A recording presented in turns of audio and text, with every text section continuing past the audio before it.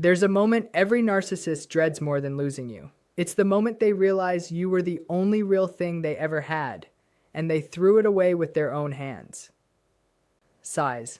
At the center of narcissistic behavior sits a fundamental substitution. Control replaces love as the organizing force of the relationship. This isn't a conscious choice most of the time. It's a survival strategy that formed early, often in childhood, when love felt conditional, unpredictable, or tied to performance rather than authentic connection. Thoughtful. When a person grows up learning that being seen fully means being criticized, dismissed, or abandoned, they adapt by building a self that is curated rather than exposed. Charm, achievement, image, and dominance become the currency they trade in, because these things can be managed, polished, and controlled in a way that raw emotional vulnerability cannot. Real love, by contrast, demands the opposite of control. It asks a person to be witnessed without a script, flaws, fears, contradictions, and all bore, and to trust that the other person will stay even after seeing what's underneath the performance. This is precisely where the narcissistic structure breaks down. Vulnerability requires surrendering control, even briefly, and for someone whose entire sense of safety is built on maintaining control, that surrender doesn't feel like intimacy. It feels like exposure to annihilation. The nervous system reads closeness as danger, even when the conscious mind might genuinely want connection. This is why a narcissist can simultaneously crave love and sabotage it. The craving is real. Underneath the armor, there is often a person starving for the very thing they can't tolerate receiving. But every time real closeness starts to form, the old survival wiring activates, pulling away, devaluing, testing loyalty, or manufacturing conflict. Because unconsciously, distance feels safer than the terrifying possibility of being truly known and still risking loss. The tragedy embedded in this pattern is that the destruction isn't malicious in the way people often assume. It's defensive. The narcissist isn't simply cold or incapable of feeling. They are, in many cases, more afraid of feeling than anyone around them realizes. Their apparent confidence is frequently a shell, built precisely because the alternative, standing without it, was once unbearable and remains unbearable now. Understanding this doesn't excuse the damage caused, and it doesn't obligate anyone to stay and help someone dismantle years of defense, but it does explain the mechanics behind why someone capable of charm, attention, and even genuine tenderness in small doses will still, again and again, retreat from or destroy the deeper intimacy that real love requires, almost as if some part of them believes that losing love is safer than being fully found by it. The turning point in a narcissist's collapse rarely announces itself as a single dramatic event. It's better understood as the moment when an entire internal economy stops functioning. For years, maybe decades, a narcissist sustains their sense of self through external inputs: admiration, attention, control over how others perceive them, and the ability to dictate the emotional terms of every relationship they're in. This system works in a fragile sense, as long as the supply keeps flowing. Compliments land, image stays intact, people stay orbiting, and the void underneath never has to be confronted directly because it's constantly being papered over with validation from the outside world. The turning point arrives when that supply is suddenly cut off in a way that can't be replaced or spun into a new narrative. This is usually triggered by one of a few things: the partner who finally leaves and, critically, doesn't come back despite the usual tactics that once worked, the charm offensive, the guilt trip, the temporary softening. Or it's triggered by public exposure, where the curated image cracks in front of others and can no longer be controlled or managed through performance. Or it's triggered by an accumulation of abandonment, friends quietly stepping back, family growing distant, a pattern becoming undeniable even to the narcissists themselves, that the people who once orbited them are no longer willing to stay in that orbit. What makes this moment so uniquely destabilizing is that it isn't just the loss of one relationship, it's the collapse of the entire mechanism that had been holding the internal void at bay.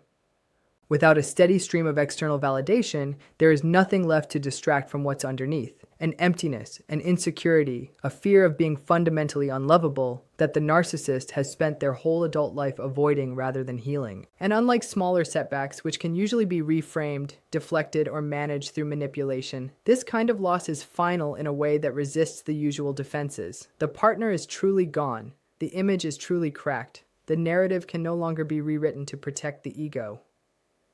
This is why the turning point often looks less like a dramatic breakdown in the moment and more like a slow motion unraveling that starts weeks or months later, once the adrenaline of denial wears off and the silence sets in. It's the first time the narcissist is forced to sit with themselves without the usual buffers. No admiration to distract them, no fresh conquest to prove their worth, no control to reassert.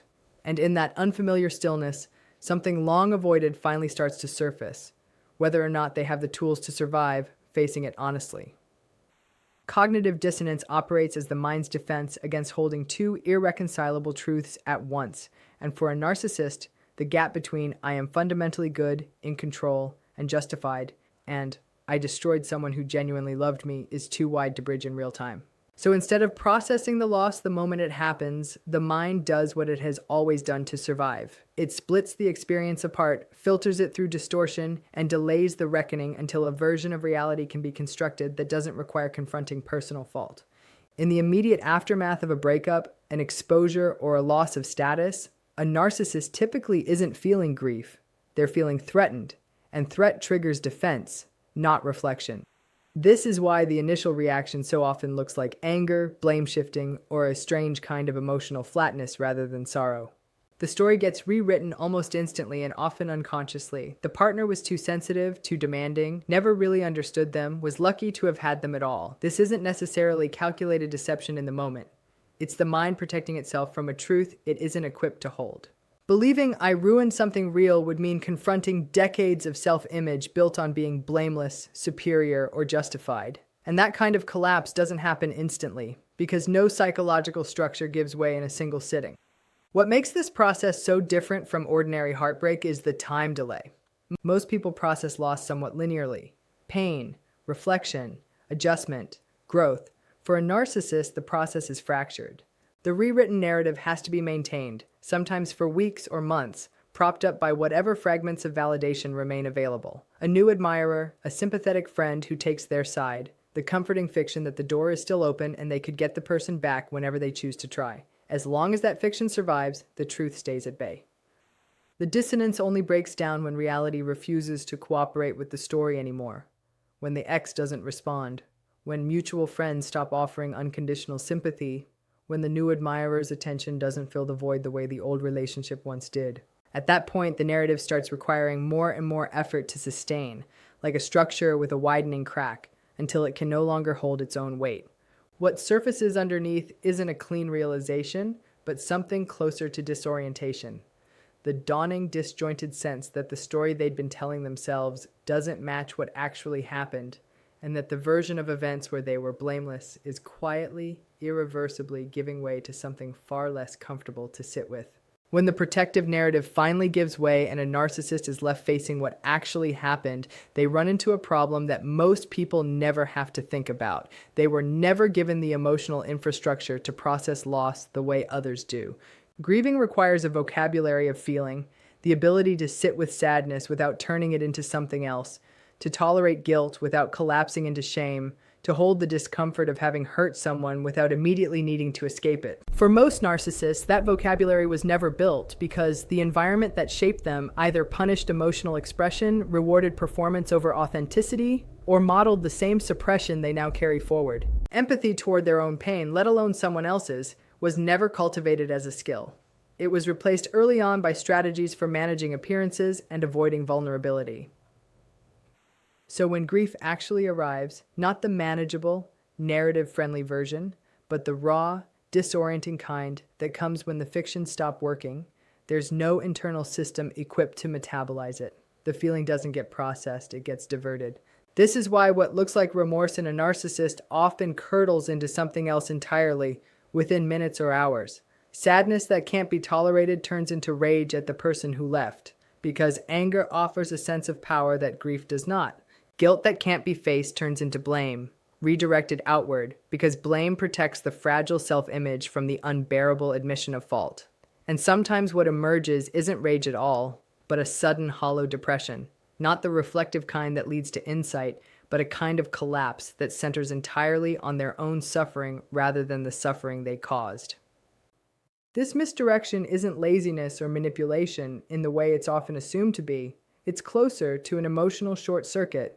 The nervous system reaches for grief and finds no pathway built to hold it, so it defaults to whatever mechanism has worked before, usually some combination of externalizing blame and self-pity. The result is a person who may genuinely sense that something significant and painful has happened, who may even use the language of remorse, but who cannot sustain the internal work required to actually sit with the damage they caused long enough to change because of it. The emotional muscle needed to grieve honestly, take ownership without spiraling into either denial or self-destruction, and emerge with real insight simply was never developed. What could have been a doorway toward accountability instead becomes another loop of self-focused pain, where even the reckoning with having destroyed real love somehow manages to circle back to being about their own suffering rather than the person who was actually hurt. The mirror moment is the point where all the deflection, denial, and misdirected emotion finally fail to hold, and the narcissist is left staring at an unavoidable, unfiltered version of the truth. It was never really about losing another person. It was about losing the one thing that could have made them whole, and realizing, with a kind of vertigo, that they were the one who destroyed it. This is different from ordinary heartbreak, where the pain centers on absence, missing someone, longing for them, wishing circumstances had been different. For the narcissist reaching this point, the pain centers on authorship. There's no external villain left to blame, no circumstance to point to, no rewritten narrative sturdy enough to explain away the fact that their own hands built every wall that pushed real love out the door. This is what makes the moment so uniquely devastating rather than simply sad. Sadness assumes something was taken. This is closer to horror because it assumes something was given, freely, sincerely, by someone who saw the narcissist's flaws and stayed anyway. And it was destroyed not by fate or bad luck, but by their own defensive patterns, repeated again and again until the person offering that love had no choice but to leave. The realization isn't, I lost love. It's, I had something rare, something that doesn't come around for everyone, and I dismantled it piece by piece because I was too afraid to let it stay. What compounds the pain further is the recognition, however dim or resisted, that this wasn't a one-time mistake but a pattern. The same defensive moves that sabotaged this relationship likely sabotaged others before it, and will likely sabotage others after, unless something fundamental shifts. That recognition threatens the last remaining piece of the narcissist's self-concept, the belief that they are simply unlucky in love, or that no one has been right for them yet. The mirror moment strips that belief away and replaces it with a much harder truth, that they were the common denominator, the architect of their own isolation, dressed up for years as independence, pride, or simply having high standards. This is also why the mirror moment rarely leads to immediate transformation. Seeing the truth clearly is not the same as being equipped to act on it. Many narcissists glimpse this moment and recoil from it just as quickly, retreating back into old defenses because the clarity is too painful to sustain without support, insight, or a genuine willingness to change long-held patterns. But for those few who don't look away, this moment becomes the first real crack in the armor, the first honest acknowledgement that the love they destroyed wasn't unworthy of them, but that they, in their unhealed state, were unable to hold on to something worthy of them. Most people who find themselves drawn to content like this aren't approaching it from curiosity about narcissism as an abstract psychological concept. They're approaching it because they lived through it, and they're still trying to make sense of what happened to them. This matters enormously for how the explanation should be framed, because the person watching or listening is very rarely the narcissist themselves. It's almost always the person who loved one, who gave everything to a relationship that quietly hollowed them out, who spent months or years wondering what they did wrong, second-guessing their own perception of reality, and carrying guilt that was never theirs to carry in the first place. If the explanation of narcissistic psychology doesn't account for that audience, it risks becoming either a clinical lecture that feels disconnected from lived pain, or worse, an unintentional defense of the very behavior that hurt them. This is why validation has to come first, structurally and emotionally, before the deeper psychological mechanics are explained. Someone who has been gaslit, devalued, or slowly isolated by a narcissistic partner often arrives at this kind of content already doubting themselves, wondering if they were too sensitive, if they misread the situation, if they somehow provoked the coldness or control they experienced. Before any explanation of childhood wounds, defense mechanisms, or cognitive dissonance can be useful, the person needs to hear clearly what you experienced was real, what you felt was a reasonable response to genuine mistreatment, and none of it was a reflection of your own inadequacy or imagination. Only once that validation is firmly established does explaining the underlying psychology become safe rather than confusing. Without that groundwork, phrases like "they were terrified of vulnerability" or "they never learned how to grieve" can easily be misread as excuses, as though understanding the wound behind the behavior somehow cancels out its impact. But when the validation comes first, the psychological explanation serves a completely different purpose. It becomes a tool for closure rather than a justification. Understanding why someone behaved the way they did doesn't reopen the door to reconciliation or obligate anyone to extend more patience or forgiveness than they're able to give. It simply replaces confusion with clarity, and clarity is often what allows someone to finally stop blaming themselves for a dynamic that was never within their control to fix. This is the balance the content has to strike continuously, honoring the reality of what the survivor experienced while still offering enough insight into the narcissist's inner world that the survivor isn't left with an incomplete, dehumanized caricature. The goal isn't sympathy for the narcissist at the survivor's expense. It's giving the survivor enough understanding to walk away without confusion, self-blame, or the false hope that better understanding alone will ever be enough to change someone unwilling or unable to do the work themselves. There's a strong temptation, especially in content built around emotional catharsis, to end on a note of poetic justice. The idea that the narcissist eventually gets what they deserve, that karma arrives on schedule, that everyone who causes this kind of damage is guaranteed to one day sit alone in the wreckage of their own making and finally understand what they lost. It's a satisfying narrative, and it's completely understandable why survivors want to believe it. But honesty requires resisting that temptation because the truth is far less tidy. Many narcissists never reach the breaking point at all. Some go their entire lives without a moment of genuine reckoning, protected instead by a combination of denial, a steady supply of new admirers or partners willing to absorb the same patterns, and psychological defenses so deeply entrenched that reality never gets close enough to crack them. For every narcissist who eventually faces some version of the mirror moment described earlier, there are others who simply move on to the next relationship, the next source of validation, the next narrative in which they were blameless and the other person was somehow the problem. The absence of a reckoning doesn't mean the damage they caused wasn't real or wasn't significant. It simply means the universe doesn't operate on a guaranteed schedule of consequences, and waiting for one can leave a survivor emotionally stuck, tethered to an outcome that may never arrive. Even in the cases where the breaking point does happen, it's important to be honest that reaching this moment of painful clarity does not guarantee change. Insight and transformation are not the same thing. A narcissist can, in a rare moment of unguarded honesty, genuinely feel the weight of what they destroyed, even weep over it, and still lack the psychological tools, the support system, or the sustained willingness to do the deep, uncomfortable work required to actually become a different person. Old patterns are powerful precisely because they were built as survival mechanisms, and survival mechanisms don't dissolve just because someone briefly sees them clearly. Many people who reach this point retreat right back into the same defenses within days or weeks, especially once a new source of admiration or validation appears to numb the discomfort of the insight. This is why the breaking point should never be framed, implicitly or explicitly, as a promise of redemption.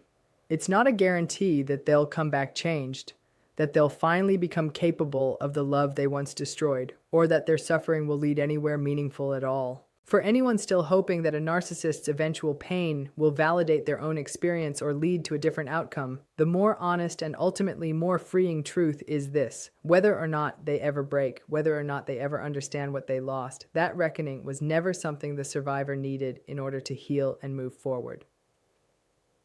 The entire purpose of unpacking this psychology, the control disguised as love, the collapse of validation, the delayed grief, the mirror moment, the uncertainty of whether reckoning ever comes, has to resolve somewhere, and that resolution can't be for the narcissist's benefit. It has to land on the person who stayed, who tried, who loved someone through the confusion and the coldness and still somehow gets left wondering if any of it meant anything. The emotional payoff isn't in imagining the narcissist's eventual suffering as vindication. It's in the survivor finally being able to separate their own worth from the outcome of a relationship that was never fully within their control to save. This distinction matters because survivors of these dynamics often carry a quiet, corrosive belief that if they had loved better, tried harder, been more patient, or more understanding, the relationship could have worked. That belief keeps people tethered long after they've left, replaying conversations, searching for the moment they could have done something differently. Part of the empowerment this understanding offers is the ability to finally set that belief down. Not because the survivor's love wasn't enough, but because the problem was never a deficiency in what they gave.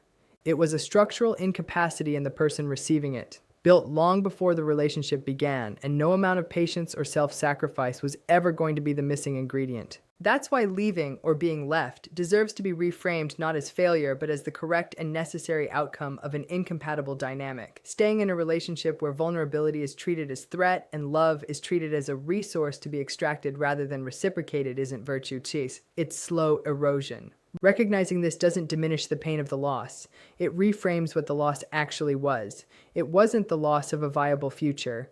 It was the end of a pattern that was never going to lead anywhere sustainable, no matter how much love was poured into it. The real empowerment, then, isn't rooted in imagining the narcissist's downfall or waiting for them to grasp what they threw away. It's rooted in the survivor reclaiming their own narrative, understanding clearly what happened, why it happened, and why none of it reflects a failure on their part. Whether or not the narcissist ever reaches their breaking point, whether or not they ever grieve what they destroyed, that outcome belongs entirely to them and their own unresolved history. The survivor's task was never to fix that, wait for that, or find peace through that. Their task is simpler and far more within reach: to walk away from what was, understand it clearly enough to release the self-blame, and recognize that giving real love to someone who couldn't receive it was never a mark of unworthiness, but proof of exactly the opposite. So let's bring this all the way back to where we started. The narcissist's breaking point isn't a myth, and it isn't karma arriving on cue. It's a slow, private collapse. The moment the mask cracks, the story stops making sense, and they're finally alone with the truth. They didn't lose someone. They destroyed the one person who saw them clearly and chose to stay anyway. But here's what matters most. That moment was never yours to wait for. You don't need them to break in order to heal. You don't need their tears, their regret, or their apology to know that what you gave was real. Whether they ever reach that mirror moment or spend the rest of their life running from it, that outcome belongs to them and their own unfinished history, not to you. Your task was never to fix them, to wait for them, or to prove your worth by staying long enough to change them. Your task was simpler and far more achievable: to walk away, to understand clearly what happened, and to release every ounce of blame you were never meant to carry. Because giving real love to someone who couldn't receive it was never a sign that you weren't enough. It was proof of exactly the opposite. So if you're the one who loved someone like this, let this be the moment you finally set it down. Their breaking point is their story to live or avoid. Yours is already written differently. You survived, you saw the truth, and you're still capable of real love because you never stopped being someone worth loving in return. That's not their victory to take from you. That's yours to keep.